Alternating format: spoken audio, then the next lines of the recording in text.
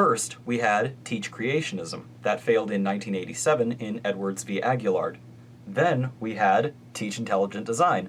That failed in 2005 in the Dover trial. Nowadays we have what's called Teach the Controversy, which basically says, okay, we can't get creationism into schools, but we can get evolution out of schools. And you see this all over the United States now. Legislatures and school board members are trying to pass resolutions that allow students to come to their own logical conclusions about science. This is basically saying, okay, don't let the qualified scientists debate it, let the students debate it, and then come to their own conclusions when they're not qualified to do so. Indeed, just last week I voted against 3 incumbents to my school board who wanted to do just that, let students come to their own conclusions about science and teach the controversy.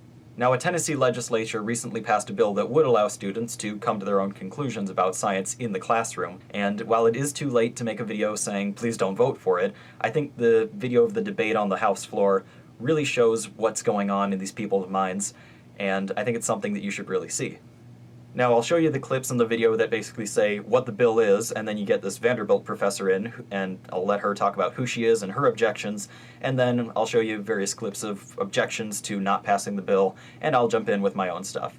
So bear with me for the first 5 minutes or so, but it's really important that you understand what's going on. The bill that we have before us, House Bill 368, what this bill does, the bill requires schools to create an environment that encourages students to explore scientific questions, learn about scientific evidence, develop critical thinking skills, and respond appropriately and respectfully to differences of opinion about controversial issues. Specifically, schools are instructed to work with the teachers to find more effective ways to present the science curriculum where it addresses scientific controversies, and makes it clear that teachers shall not only be permitted to help, but shall not be prohibited from helping students understand, analyze, critique, and review in an objective manner the scientific strengths and scientific weaknesses of existing scientific theories covered in the course being taught. This bill does not require the teaching of any alternative theory to Darwinian evolution. In fact, the bill specifically states this act only protects the teaching of scientific information, and this act shall not be construed to promote any religious or non-religious doctrine. My name is Molly Miller, and I've been professor of geology at Vanderbilt for 33 years. And today I speak on behalf of me and my colleagues. And I think that you have received copies of a letter signed by every one of my colleagues in the Earth and Environmental Science Department asking you not to approve this bill. First, this bill is unnecessary. Teachers already are mandated to teach all sides of scientific controversies.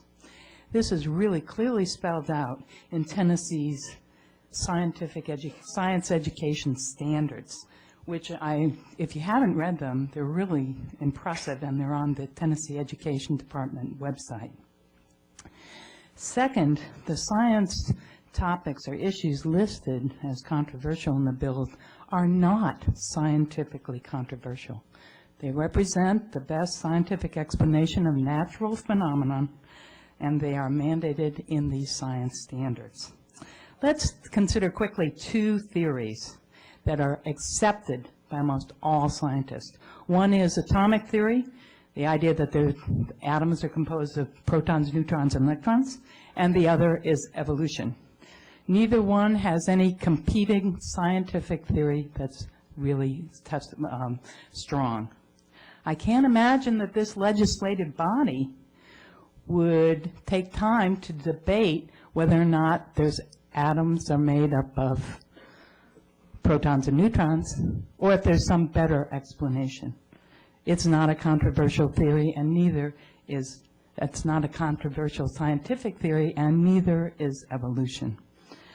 Evolution, and really, why should legislators change the science standards, overruling those that have worked hard and are science educators to incorporate the best practices into Tennessee science standards?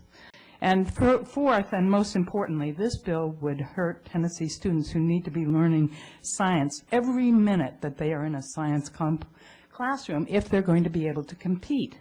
They need to be able to distinguish between real scientific controversies and artificial controversies. And they must not spend time on artificial controversies. Why is this bill being introduced when the standards are so clear that it's great to explore all sides of scientific controversy? That's in the standards. Well, the language is really similar to the language of Louisiana's 2008 Science Education Act, and it resembles the language in bills that are promoted by the Discovery Institute, which is dedicated to advancing creationism and intelligent design. Religion is, as we heard very clearly, not mentioned at all in this bill. And the strategy here probably is to declare evolution controversial scientific theory and then evaluate it as a science controversy. Sounds terrific. It is just what we need. Critical thinking development. But evolution is not a scientific controversy. It's no more controversial than thinking there are protons and neutrons in atoms. So the doors of science classrooms really do need to remain open to critiquing scientific concepts as they are now in Tennessee. But they need to be closed tight to evaluation of the supernatural, which is not science. And that includes religious beliefs. Okay, if you're still watching, thank you very much for still watching. Now, people like me who are familiar with this debate, we know what's going on. They're trying to get evolution out of the school because they don't like it. Although since the bill doesn't specifically mention evolution and it's very vaguely worded just about the whole scientific controversy learning science thing, it makes it seem like a very valid secular bill to pass.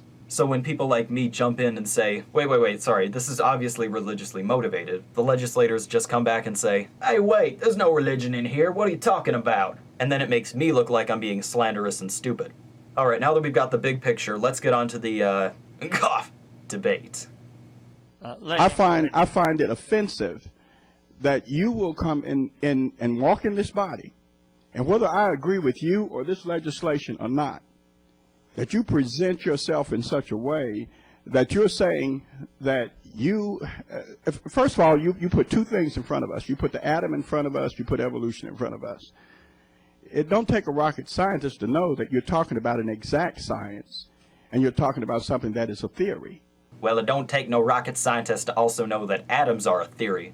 You know why it don't take a rocket scientist? Because a 5-year-old can look this up on Google. And because a degree in rocket science, much like a seat on a legislature, doesn't qualify you to be an authority on science education. And whether or not I agree or vote for this legislation or not, I take offense with people coming into this body, into this committee, and presenting your opinion, which is exactly what it is, which is as good as my opinion, as though just because you have prefixes and suffixes on your name that all of a sudden you are some type of standard. Maybe I'm missing something. I just get this funny feeling that those prefixes might actually mean something. Let's see. Molly Miller, PhD, University of California, Los Angeles. Master of Science, George Washington University. Bachelor of Science, College of Worcester. Nope, no idea. Just some fancy epithets and salutations.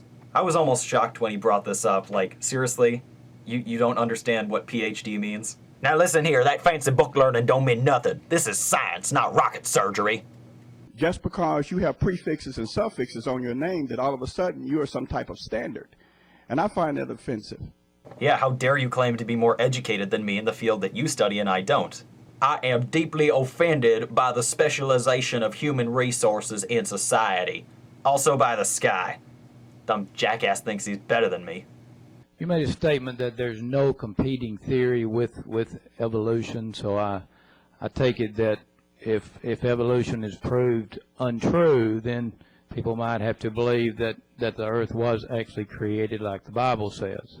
That's a possibility, but that's not what she said she was concerned about. The whole idea is that students are not qualified to make these determinations, but you're saying, yeah, sure, let them go ahead. God, it's ridiculous.